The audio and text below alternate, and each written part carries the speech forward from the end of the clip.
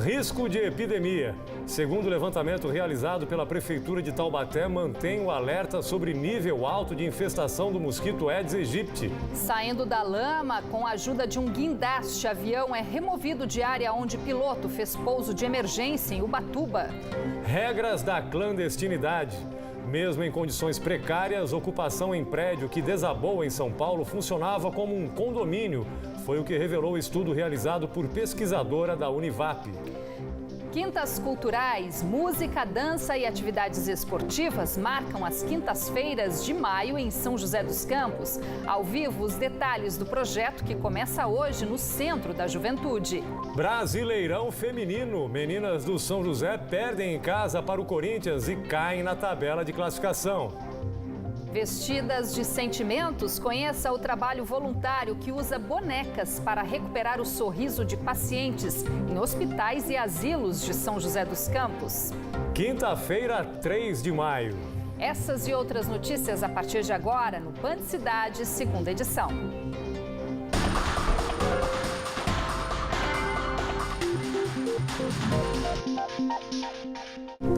Olá, muito boa noite. Boa noite para você. Estamos no outono. As chuvas diminuíram já bastante, mas o mosquito Aedes aegypti ainda é uma ameaça em Taubaté. O resultado da segunda ADL, a análise de densidade larvária, mantém o alerta para a infestação do mosquito transmissor da dengue, da chikungunya e também da zika. Os piores resultados foram registrados na região central de Taubaté e bairros da parte alta da cidade e também naqueles que ficam no limite com Caçapava.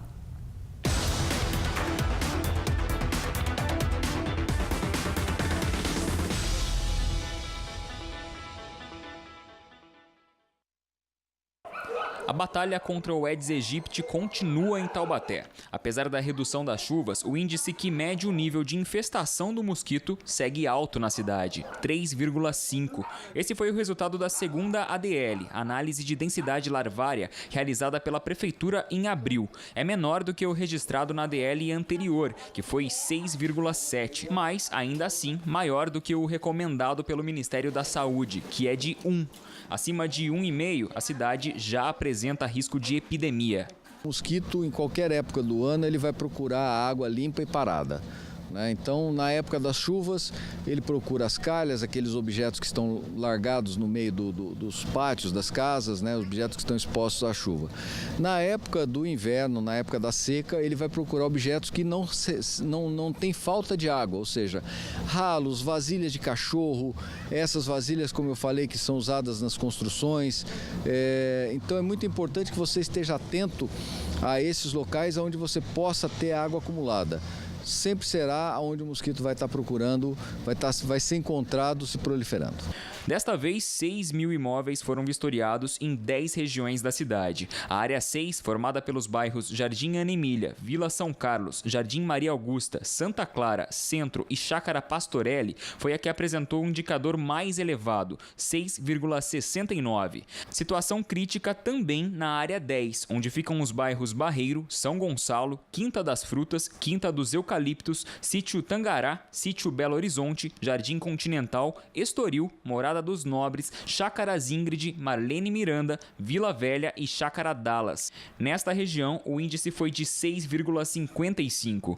Mas muitos bairros também apresentaram índices abaixo de 1, entre eles os Campos Elíseos, Belém, Jardim Paulista, Quiririm, Secap, Bonfim, Piracangaguá e Jardim Santa Teresa. Para a realização da ADL, os imóveis são escolhidos de maneira aleatória entre as 10 regiões da cidade. Nos locais são recolhidas amostras que geram o índice Bretot, que é um valor numérico para indicar a quantidade de larvas em cada local. Assim, as autoridades municipais podem definir os lugares que exigem maior rigor no momento da fiscalização. Nós temos as multas voltadas para 2 tipos de situação em particular. A recusa do recebimento do agente na residência, da fiscalização, e nós temos as multas pela manutenção de focos dentro do interior dos imóveis.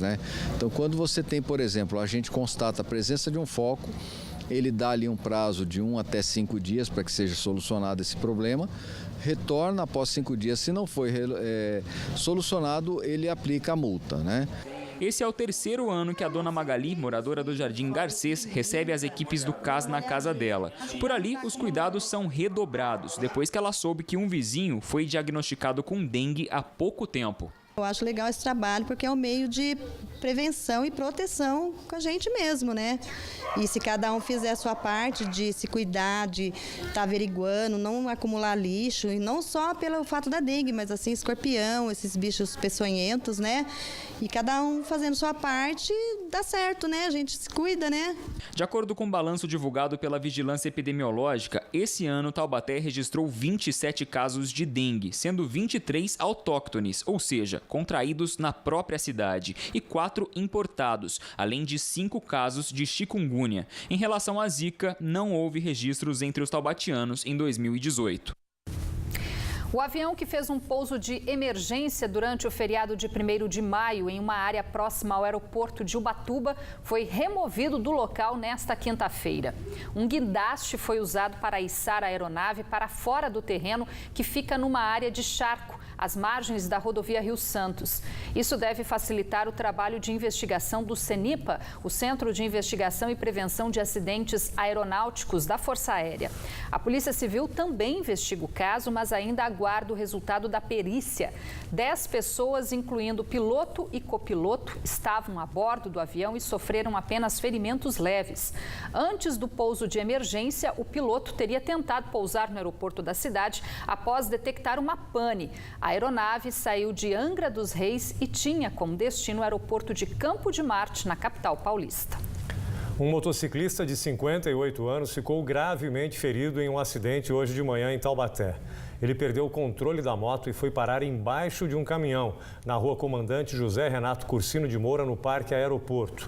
A vítima sofreu ferimentos no tórax, fraturou a perna e precisou ser resgatada pelo helicóptero Águia, da Polícia Militar.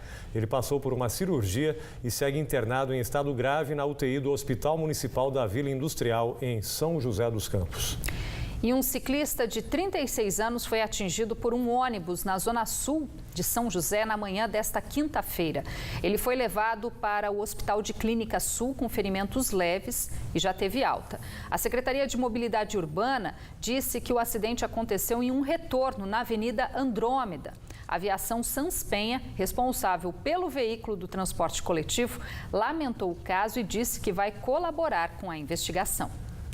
Já no próximo bloco, a partir de hoje, toda quinta-feira durante o mês de maio, vai ter programação especial no pavilhão do Centro da Juventude em São José dos Campos. E a gente vai trazer as informações ao vivo para você.